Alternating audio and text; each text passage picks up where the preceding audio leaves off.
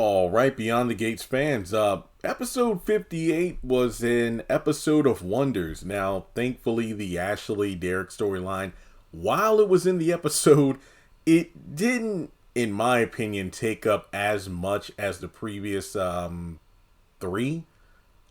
I think for me personally, even if it did, because I honestly wasn't even paying attention to the time, my eyes like widened so much the moment I saw Nicole come off that elevator. First of all, looking amazing in the blue outfit, and then the moment when Ted gets off the elevator too, I was like, holy crap. But no, for real, seeing seeing Nicole back at the hospital and just the warm welcome, I thought was really needed.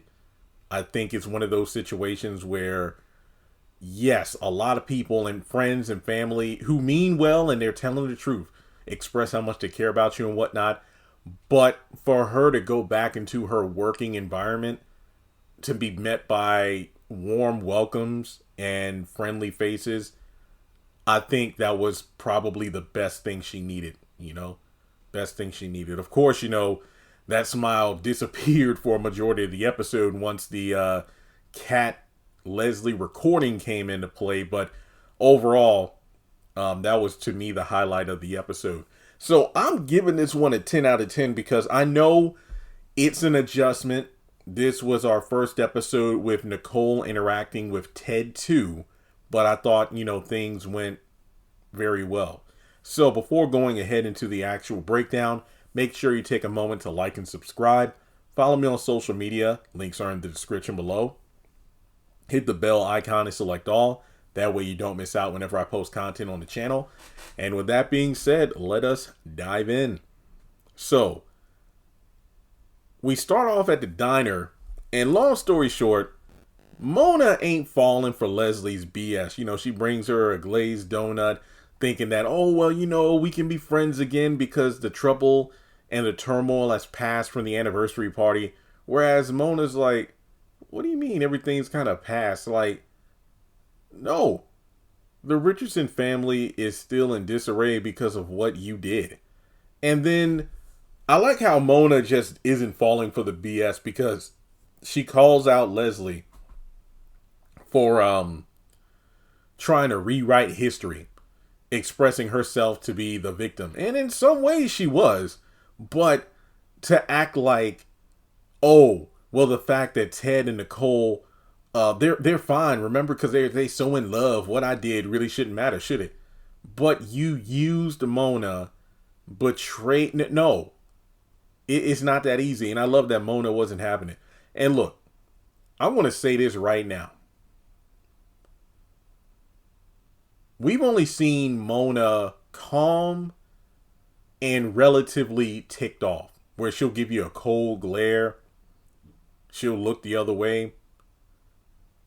Or she might say something slick and that's it.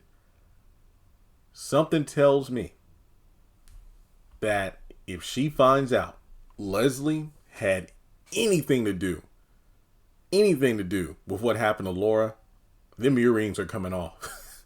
Because if I remember correctly, it was episode 2. And Laura and Mona were talking in the office at, Nicole's house. And she mentioned how, I never got married. I never had children, but I think of you as a daughter.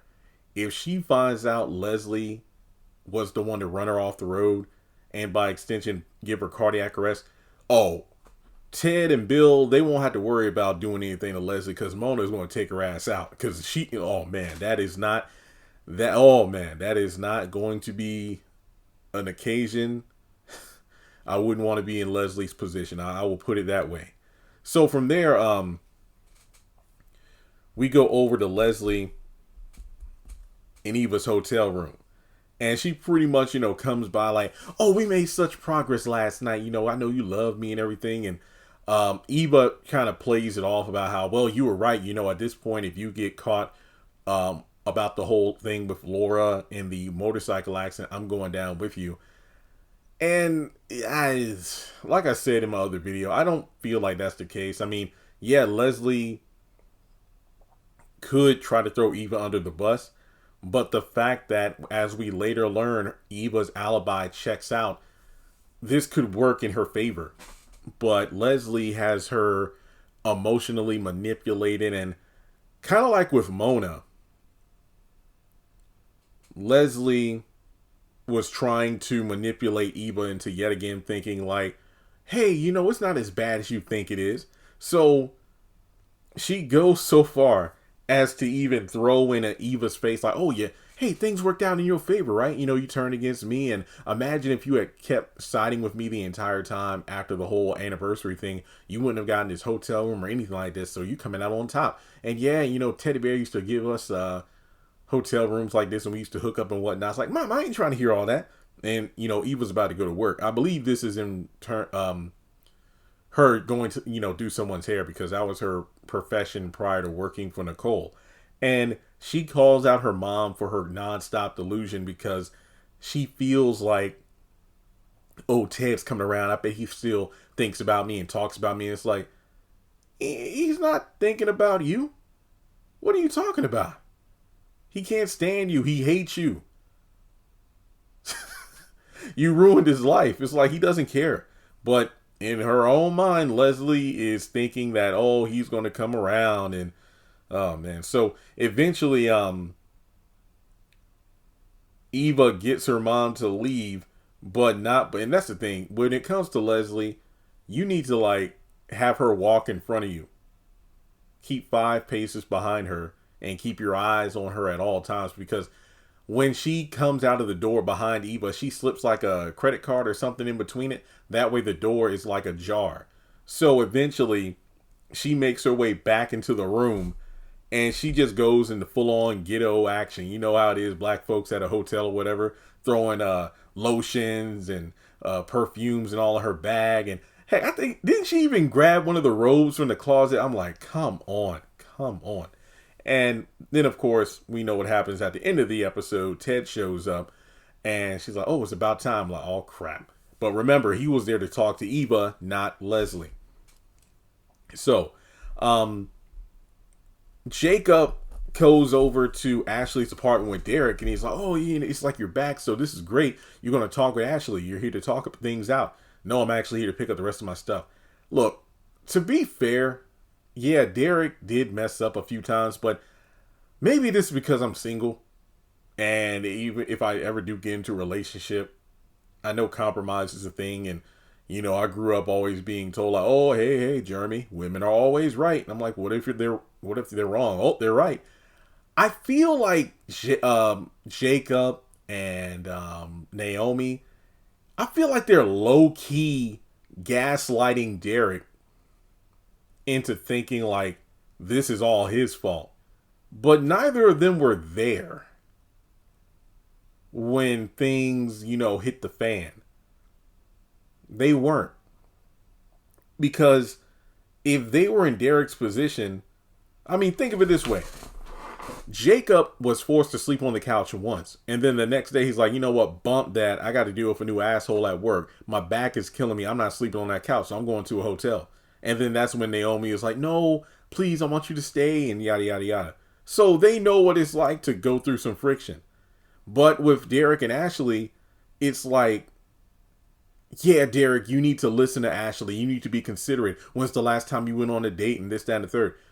Well, I know the passage of time is kind of weird in this show, where sometimes it's consistent, other times it's days or whatever. But these two have only moved in for like a few days, if that. And from the jump, when Derek was moving his stuff in, the thing with Ashley, because Jacob mentions how, Ashley, hey, I'm married to Dupree, and she's going to let me know whenever I screw up. Ashley usually keeps things bottled. I mean, again, I feel like Jacob and Naomi would have a different perspective if they witnessed how things went down. That's pretty much where I'm going at it. And look, I know date nights would help spark the fire and keep things alive, but I don't know. I don't think going on a date or two would change the problems at home. It would do nothing but prevent a distraction to, Derek, you didn't put your clothes away. Derek, you just moved my toothbrush. Derek, you just screwed this up. I don't think it might low key help, but they're kind of like what Ashley said. You can't buff the scratches out of me the same way you did with the fridge and whatnot. They need to work on the small. I mean, if you argue over the small things, the big things will just lead to, I don't know. Well, I mean, think about it. And I'm not saying that Ashley doesn't have a right to feel the way she's feeling, but yeah, if you're going to blow up on Derek over these little things, and when something big, and I mean really big, happens, it's not going to go over well. And Derek mentions how, yeah, I want to marry her and have a family and whatnot, but you weren't there, man. And it's bad. So just like with Naomi, Jacob says, look, you got to show her you appreciate her and you care about what she cares about, yada, yada, yada. That's essentially what it boils down to. Now, over at the hospital, Andre is, checking in on her, make sure she is okay. And Ashley's like, well, he didn't respond to my text. And then he's like, well, maybe he just needs space. And it's like, look, he'd be a dummy to let go of someone like you. And that's when she holds his hands like, well, hey, whether or not he decides to, let go of me, at least thank you for giving me something to hold on to. And Andre has that look on his face like, oh, yeah. But sadly, this leads to later in the episode when I believe Derek texted Ashley to meet up at the diner to think things through. And this reminds me of that Mr. Brown play. I'm sorry. He pretty much, apologizes. I mean, she low-key apologizes too. And they just, go over how different things are living together versus when they were just dating, and how they'll work things out and, they make up, and then Andre comes in and sees them from a distance, and it's like, oh, okay. Guess he better respond to Danny's text, because, man, he ain't got nothing. So, from there, we go over to Anita and Vernon's. Now, Vernon, he's on the phone with somebody saying, hey, if you want to discuss something, call me from my work number, not my personal number. So I'm like, is that some shady business going down there? But nah, it just seems like it's a younger colleague who wanted something, to talk about with Vernon. So he heads out as Tracy and Anita talk for a little bit. And it turns out Anita invited Naomi there because I think this was a pretty cool moment. I mean, I think it is. The fact that Anita knows that, her granddaughter is a big fan of, well, her past musical career and her bandmates. So the fact that Naomi gets to meet with one of her grandmother's group mates, she was fangirling, and it was pretty cool. So they spend a little time reminiscing, talking about things like the talent show they got second place in, and when they met, I believe Dante was his name, probably like their previous manager, which goes back into episode 57 when Tracy was telling Anita about how, we had some jealousy within the group before, we had people in our ear telling us, oh, we didn't need this one. Oh, you're prettier than her. So yikes. But the reunion gets brought up.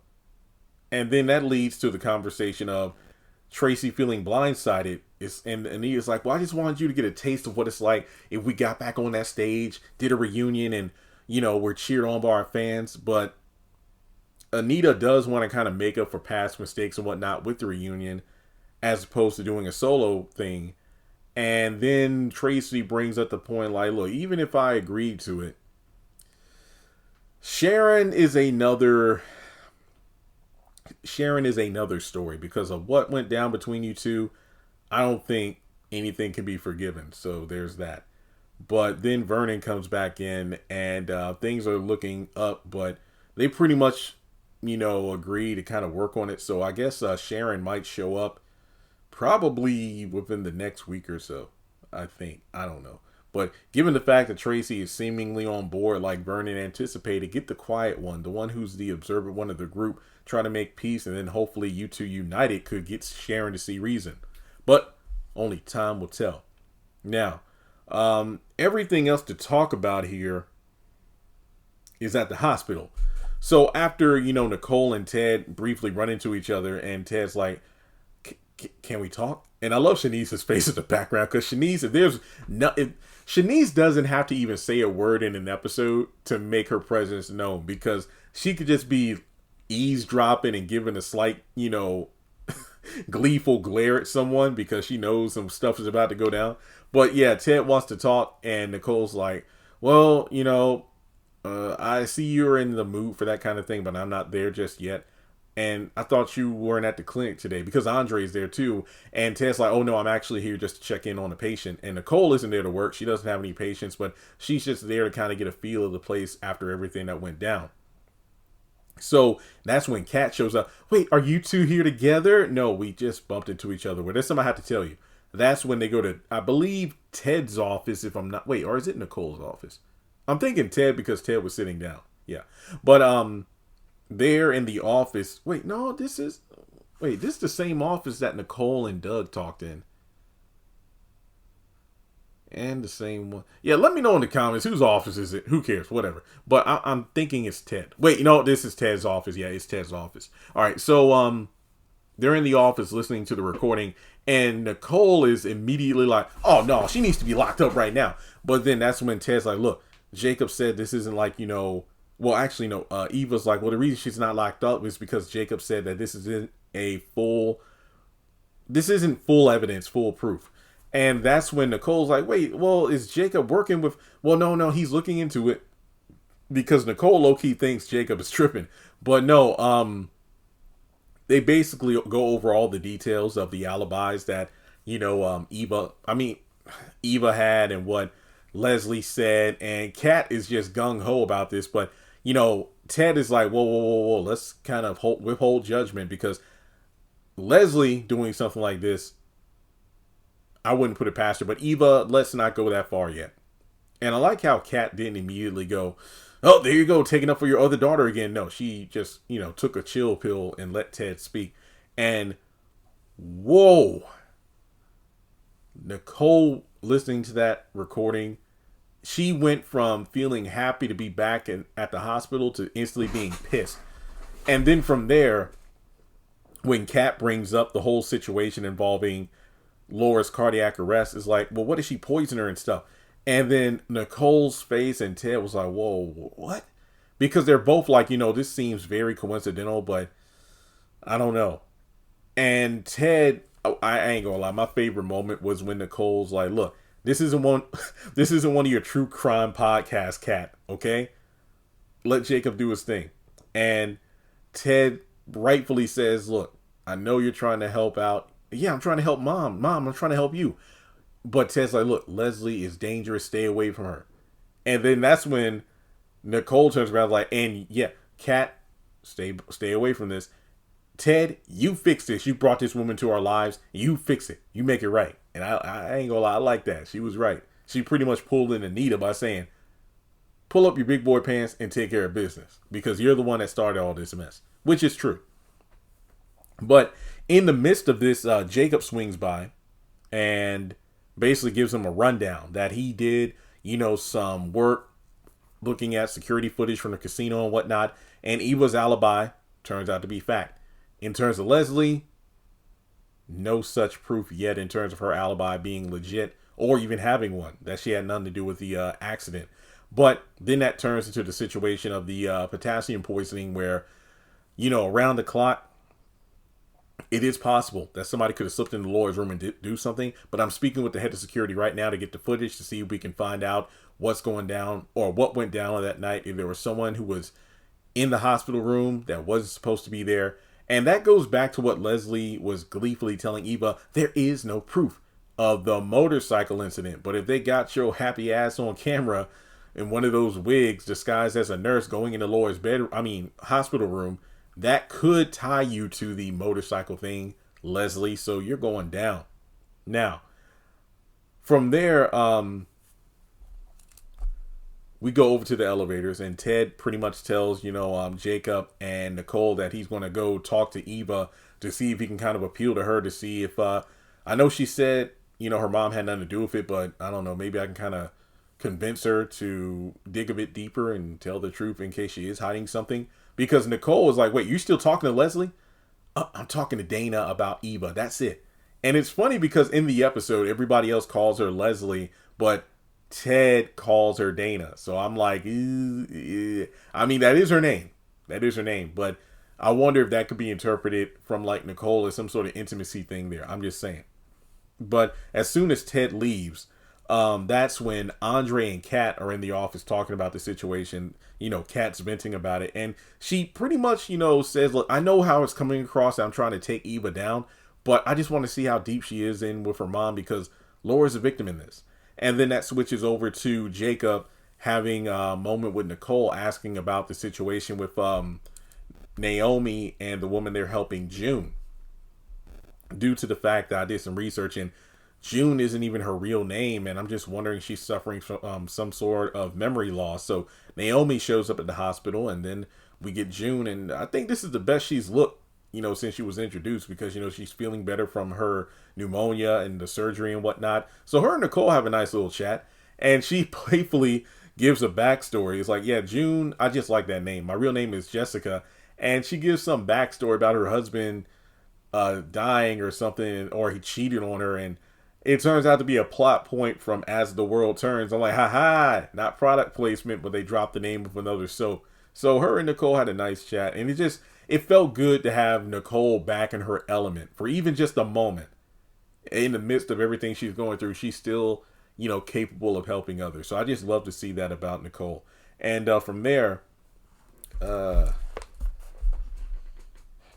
I think the last thing to talk about is Kat having a detective moment with Shanice. I love the clip somebody played of Murder, She Wrote, where it has like the background music where Kat's talking to Shanice, getting information about, hey, could you tell me about the night that Laura went into cardiac arrest? Was there something out of the ordinary? And then Shanice mentions how that there was this one nurse who said she transferred, and this is like her second day or something like that. But funny enough, I don't think I've ever seen her again since that night. And then Kat's like, so I bet she's going to run after Jacob to try to see if she can find that security footage. So if she recognizes Dana, it is on.